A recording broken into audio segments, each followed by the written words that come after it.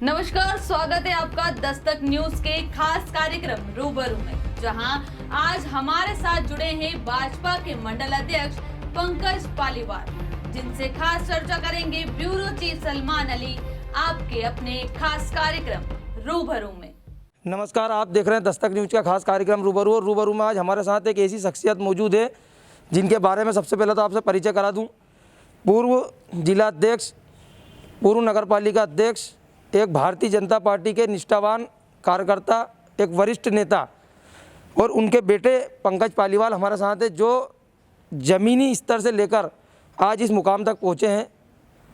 उनने छात्र संघ से राजनीति शुरू करते हुए आज इस मुकाम तक पहुँचे हैं। पार्षद भी रहे हैं, पार्षद प्रतिनिधि भी रहे हैं। वर्तमान में भारतीय जनता पार्टी का एक अच्छा पद संभाले हुए सारंगपुर में मंडल अध्यक्ष हैं। पंकज पालीवाल एक बेहद युवा और लोगों के चहेते माने जाते हैं, क्योंकि उनकी ऊर्जा को देखते हुए इस कोरोना काल में ये ज़रूर देखा जा सकता है कि जिस तरह से लोग शमशान या कब्रिस्तान में जाने से डर रहे हैं या सोच रहे हैं, लेकिन पंकज पालीवाल वो नाम है। इस समय चाहे शमशान की बात हो, चाहे कब्रिस्तान की बात हो, लोगों के अंतिम संस्कार में आगे से आगे उनकी मदद के लिए पहुंच रहे हैं। कोरोना काल की अगर हम बात करें तो पंकज पालीवाल लगातार हर फ़ोन को अटेंड करके जितना बन पड़ता है उतना कर रहे हैं, क्योंकि सारंगपुर की स्थिति आपसे छुपी नहीं है।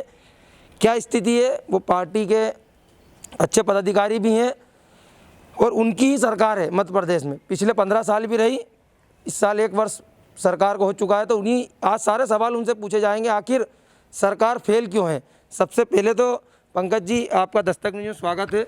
आप सभी को धन्यवाद। कैसा लग रहा है, मतलब इतनी कहाँ से शुरुआत की थी राजनीति की और यहाँ तक पहुँचे, कैसा महसूस करते हैं?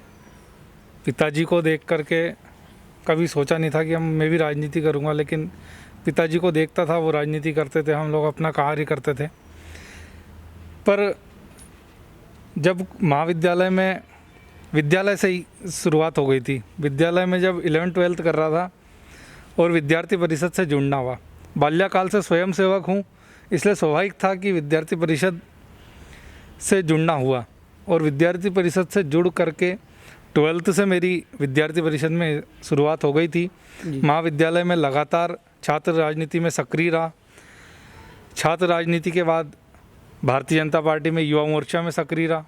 युवा मोर्चा में सदस्य से लेके ज़िले के कई पदों पे कार्य किया, और पार्टी ने कई बार अलग अलग स्थानों पे भेज करके कार्य करने को कहा, वो भी अपना कार्य किया। पार्टी के कई दायित्वों का निर्वहन करते हुए आज भारतीय जनता पार्टी का मंडल अध्यक्ष हूँ। सारंगपुर नगर पालिका में भी वार्ड क्रमांक 4 से प्रतिनिधित्व करने का मौका मिला जी।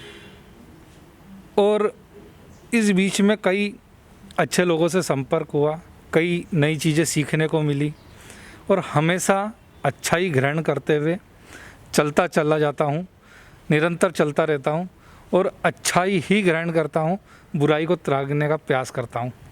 यही मेरा राजनीति का, इसी चालों से मैं चलता हूँ।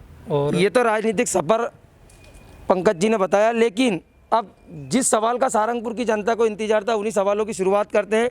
क्या लगता है आपको सारंगपुर में कोरोना काल में, हम पहले सारंगपुर की बात करें, कोरोना काल में यहाँ का मतलब बात करें, राजनीतिक तंत्र और प्रशासनिक तंत्र पूरी तरह से फेल है। अस्पताल में व्यवस्थाएं नहीं है, ऑक्सीजन समय पर नहीं मिल रहा है, मरीज परेशान है, क्या कहेंगे? देखिए, बात हम यदि सारंगपुर की करें तो आज सारंगपुर की स्थिति बहुत सुधार पे है। 150% कल तक जो मुझे डाटा था, 150% एक्टिव थे, और 150 में से 135 के लगभग स्वस्थ होकर के अपने घर आ गए। 15-16 एक्टिव केसेस अभी भी होंगे जिनका निरंतर इलाज चल रहा है। बात रही अस्पताल की सुविधाओं की, तो माननीय विधायक जी ने अभी 5 ऑक्सीजन कंसंट्रेटर दिए, जिनमें से 2 उपलब्ध हो गए हैं, 3 और आज कल में आ जाएंगे। मैं स्वयं भी मेरे जन्मदिन पर सबसे पहले मैंने शुरुआत कोविड वार्ड के निरीक्षण से की।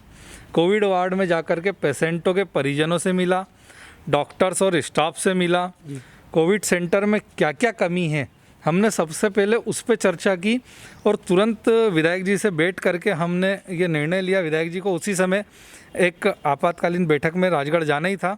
क्राइसिस मैनेजमेंट में ये निर्णय लिया कि स्टाफ बढ़ाने के लिए, चूँकि समय अभी कोविड का है और जिस तरीके से ये सेकंड वेव लोगों को अपने चपेटे में ले रही है, हम सबको सतर्क रहने की आवश्यकता है। तो हमने सेकंड वेव को देखते हुए स्टाफ बढ़ाने के लिए बात की। बाकी जो 3 कंसंट्रेटर उनके आने थे उसके लिए विशेष बात की और ये कहा है कलेक्टर महोदय से कि किसी भी हालात में हमें कोविड से निपटने के लिए 3 शिफ्ट का स्टाफ चाहिए। 3 शिफ्ट का स्टाफ चाहिए, साथ ही कंसंट्रेटर चाहिए और ऑक्सीजन टैंक मैं स्वयं देख के आया था, 3-4 तो थे और यदि आवश्यकता लगी तो हम और भी बुला सकते हैं। आप तो बहुत अच्छे तरीके से अपनी पार्टी का पक्ष रख रहे हैं, लेकिन कमियां कहाँ रही हैं? पार्टी में कितनी कमियां रही हैं? विधायक आप देख रहे हैं लगातार किस तरह से मध्य प्रदेश के अलग अलग विधायक, चाहे हम इंदौर की बात करें चाहे भोपाल की, विधायक जी तोड़ मेहनत कर रहे हैं। जैसे मैंने अभी कहा था, आप किस तरह से लगातार जनता के संपर्क में, विधायक जी संपर्क में क्यों नहीं? विधायक जी भी संपर्क में है, वो अपने स्तर पे उनकी एक अलग शैली है, वो अपने स्तर पे कार्य करते हैं। निरंतर उनके पास भी फ़ोन आते हैं। क्राइसिस मैनेजमेंट की बैठक में वो अपने विषय रखते हैं। निरंतर कलेक्टर से या CMHO से बात करके यहाँ पे डॉक्टर्स देखे और उनको भी आम जन को सुविधा मिले, उसके लिए वो भी चिंतित रहते हैं। बात रही निरंतर घूमने की, तो उनका एक अलग तरीका है, उनके साथ आभा मंडल नहीं होता है, वो सीधे सज्जन व्यक्ति हैं और उसी तरीके से निकल जाते हैं। वो अकेले घूम करके आ जाते हैं और उससे पता नहीं चलता है। कई बार क्या होता है कि एक आभा मंडल बन जाता है और आभा मंडल के साथ व्यक्ति कार्य करता है तो वो दिखता है, पर हमारे विधायक जी का वो आभा मंडल रखने की शैली नहीं है। सज्जन व्यक्ति हैं, वो अकेले घूम करके आ जाते हैं और मैं स्वयं अभी कई दिनों से उनके साथ हूँ, तो मेरे सामने कई फ़ोन आते हैं, वो फ़ोन अटेंड करते हैं। उनको क्या आवश्यकता है, मेरी रेमडेसिविर इंजेक्शन के लिए भी विधायक जी से बात हुई। उनका कहना है कि ज़िले में यदि कोई सारंगपुर का पेशेंट होगा तो उसके लिए चाहे मुझे कुछ भी करना पड़े, मैं उसको उपलब्ध कराऊंगा। भगवान इस स्थिति पे ना लाए, लेकिन यदि आवश्यकता लगी तो उसे उपलब्ध कराऊंगा। लेकिन नंबर 2, ये विधायक जी की बात थी। सांसद जी की यदि बात करें जी, तो आप स्वयं भी देख रहे होंगे, सांसद जी सुबह पचोर के काम निपटा करके पचोर का भी निरीक्षण करते हैं। पचोर का निरीक्षण करके सीधे राजगढ़ जाते हैं। राजगढ़ में जो ऑक्सीजन प्लांट बन रहा है उसको तीव्रता के साथ कैसे वो जी शुरुआत हो, उसकी तीव्रता के साथ कैसे ऑक्सीजन प्लांट स्टार्ट हो, उसके लिए वो बहुत चिंतित है और स्वयं खड़े रह कर के वहाँ उस प्लांट का कार्य करवा रहे हैं। और उस प्लांट के कार्य करवाने के साथ साथ अस्पताल हुआ या उनके संसदीय क्षेत्र में जितनी विधानसभा आती है उन विधानसभाओं में घूम करके निरंतर हमसे भी बात करते हैं। बेटा कितने पेशेंट हैं, क्या आवश्यकता है, क्या करना चाहिए, मतलब राय भी लेते हैं और बहुत सारे सुझाव भी देते हैं कि तुम लोग भी ये करो जिससे जनता को सुविधा पहुँचे। लेकिन ये बात जरूर देख सकते हैं आप, कल जिस तरह से भारतीय जनता पार्टी के सरपंच थे, उनको समय पर ना तो उपचार मिला और ना डॉक्टर मिले, उन्हें देवास यहाँ से जाना पड़ा। आखिर वो तो कार्यकर्ता थे आपकी पार्टी के, लेकिन आम जनता लगातार सोशल मीडिया की बात करे, अन्य जो प्लेटफार्म है उनकी बात करें, तो अस्पताल की अव्यवस्थाओं को लगातार सरकार पर और प्रशासन पर सवाल क्यों उठते हैं?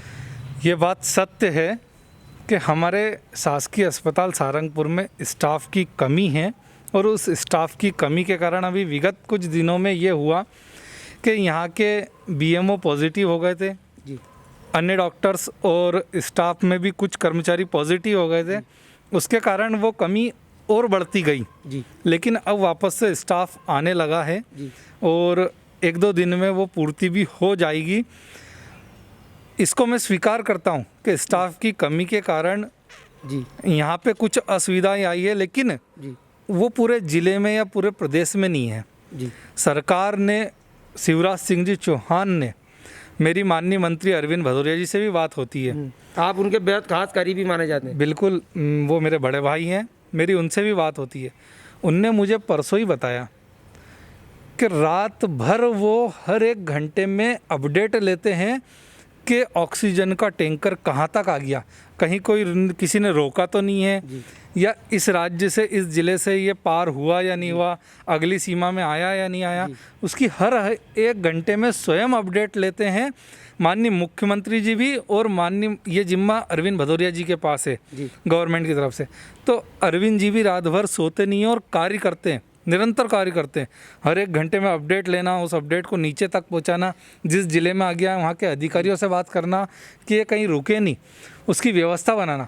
ग्रीन कॉरिडोर तक बना रखा है, चाहे वो रेलवे के द्वारा बना रखा है, चाहे वो रोड पे बना रखा है, कि ऑक्सीजन टैंकर्स कहीं भी नहीं रुके, उनको पूरी सुविधा मिले, वो तत्काल लोगों को उसकी सुविधा मिले।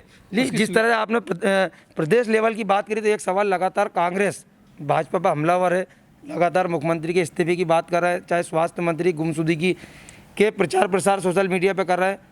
विधायकों की हम बात करें तो लगातार, चाहे जीतू पटवारी की बात करें, कुणाल चौधरी की बात करें, पीसी शर्मा जी की बात करें, तमाम सरकार को घेरने में लगे हैं। सरकार को पूरी तरह से इस बार कोविड से लड़ने के लिए पूरा बता रहा है कि फेल हो चुकी है पूर्णतः सरकार, कोविड से निपटने के लिए पूरी तरह से फेल है। अब इस पर क्या कहेंगे? देखिए, राजनीति, ये एक राजनीति में आरोप प्रत्यारोप चलते हैं जी, लेकिन इसके अवसर हमें कई मिलेंगे जी। हम कई जगह जाकर के राजनीति कर सकते हैं। आप स्वयं हो जी। इस समय, आप यदि आपकी किसी से लड़ाई भी है और यदि उसे मदद की आवश्यकता पड़ी, तो मुझे लगता है कि आप सबका सहयोग करते हुए उस सामने वाले व्यक्ति की मदद करोगे, ना कि आरोप प्रत्यारोप लगाओगे उस पर कि इसने मेरे साथ ऐसा करा था। बिल्कुल। इसलिए मैं ये कहता हूँ कि ये जो आपदा का समय है, इस आपदा में राजनीतिक अवसर खोजने की आवश्यकता नहीं है। इसमें हम कैसे सरकार के साथ कंधे से कंधा मिला करके खड़े हो सके, कैसे हम शासन प्रशासन को सहयोग कर सके, लोकल स्तर पे भी, प्रदेश स्तर पर भी। यदि आप प्रदेश के नेता हो तो आपको प्रदेश स्तर तक सहयोग करना चाहिए, और आप यदि लोकल के नेता हो तो आप जिस स्तर के नेता हो आपको वहाँ तक सहयोग करना चाहिए। एक महागठबंधन बना था जी, मोदी जी के खिलाफ एक महागठबंधन बना था। हमने कई राज्यों में देखा कि महागठबंधन बना, और उस महागठबंधन का केवल एक ही मकसद था कि मोदी जी को हराएं। क्या वो महागठबंधन अब नहीं बन सकता था कोरोना को हराने के लिए? क्या वो महागठबंधन कोरोना को हराने के लिए गवर्नमेंट के साथ खड़ा नहीं हो सकता था? जब बात आपदा को हराने की आई है तो इस समय पे आप आगे आओ, काम करो, जनता आपके सकारात्मक कार्य देखेगी, ना कि नकारात्मक ये जो आप आरोप प्रत्यारोप लगाते हैं ये चीज़ें देखेगी। पंकज जी, आखिरी सवाल है, सारंगपुर का जो मेन मुद्दा है, 15 साल से भारतीय जनता पार्टी के यहाँ विधायक हैं और अब भी विधायक भारतीय जनता पार्टी के हैं, लेकिन सारंगपुर का जिस तरह से नेशनल हाईवे की मांग लगातार जो है अधूरा पड़ा है, जनता त्रस्त परेशान है उससे, वो आखिर आज तक पूरा क्यों नहीं हुआ? उसमें क्या विधायक जी नहीं करा पा रहा है, या ऊपर से कोई उसमें राशि नहीं आ पा रही है? आखिर जनता के साथ खिलवाड़ क्यों? ये बात सत्य है कि जो पुराना हाईवे है हमारा, उसका कार्य बहुत धीमी गति से चला और अभी कुछ समय से तो एकदम बंद है जी। बार बार विधायक जी भी उसको संज्ञान में ले रहे हैं। हम लोग भी जब भी बैठक में जाते हैं या किसी विषय को लेकर के सांसद जी या विधायक जी से या अन्य जनप्रतिनिधियों से बात करते हैं, तो हम भी उस विषय को बहुत गंभीरता के साथ रखते हैं कि सारंगपुर की सबसे आवश्यक चीज़ है, ये रोड का निर्माण जल्दी होना चाहिए। लेकिन उस एजेंसी की ढिलाई थी, उस पर हमने शिकायत भी की और उसका असर भी हुआ कि उनने काम शुरू किया था। फिर बीच में कुछ बिल पेंडेंसी की मामला आ गया था, बिल भी हमने उनका करा दिया है। अब कोरोना को लेकर के वो निर्माण कार्य बंद है, जल्दी उस निर्माण कार्य को शुरू करके लोगों को इसकी सुविधा दी जाएगी। साथ ही साथ मैं आप लोगों से एक बात और कहना चाहता हूँ कि हमारी कमजोरी हमारा संक्रमण है जी, और हमारी ताकत, हमारा हौसला, हमारी सबसे बड़ी वैक्सीन है। इसलिए कमज़ोर नहीं हो, पूरी ताकत के साथ, हौसले के साथ हम सब लोग मिल कर के, आप, हम सब जो भी इसमें शामिल होना चाहे, हम सब मिल करके इस नगर में सहयोग की भावना से काम करेंगे। तो मैं इतना जानता हूँ कि हम कोरोना को बहुत जल्दी परास्त कर देंगे। वैसे हमारे सहारनपुर का माहौल बहुत अच्छा है। यहाँ कई समाज सेवी संगठन जी और यहाँ पर जी दोनों दल के नेता जब भी आवश्यकता लगती है तो बाहर निकल के कार्य करने आते हैं। आप एक अच्छे जनप्रतिनिधि हैं। लोग आपदा में अवसर तलाश रहे, किराना व्यापारी लगातार कालाबाजारी कर रहे हैं, जनता त्रस्त है कोरोना की महामारी से भी, आर्थिक तंगी से भी। क्या इनके खिलाफ कोई कार्रवाई के लिए बात नहीं की गई क्या अधिकारियों से? बिल्कुल बात की गई और कई कार्रवाई भी हुई है जी। और जिस दिन ये लॉकडाउन की घोषणा हुई थी जी सबसे पहले मैंने ही ये मामला उठाया था। जी बिल्कुल, हमने देखा था सोशल मीडिया। कई अवसर मिलेंगे कमाने के, यह अवसर मदद करने का है, मदद करो। अब इस बीच में भी यदि कोई चोरी करता है, काली बाजारी करता है जी तो ईश्वर उसे देख रहा है। रही बात शासन के पकड़ने की, तो हम तो निरंतर जहाँ विषय आता है बताते हैं, शासन जाता भी है। जी चूँकि लोकलिटी है, सब लोग अपने हैं, इसलिए कोशिश ये रहती है कि प्रत्यक्ष रूप से अपन उससे बात करके उसे समझाएं। बाकी फिर ईश्वर है, देख रहा है। और हम तो निरंतर मदद करने के भाव से उतरे हैं, मदद करते रहें। हम सब मिल करके कोरोना को हराएंगे, ये मुझे पूर्ण विश्वास है। तो ये पंकज पालीवाल जी थे और इनका पिछले 2 दिन पहले जन्मदिन था, तो दस्तक परिवार की ओर से जन्मदिन की आपको हार्दिक शुभकामनाएं। बहुत बहुत तो निरंतर उनका ये कहना है कि लगातार कोरोना सजग रहे, सावधान रहे।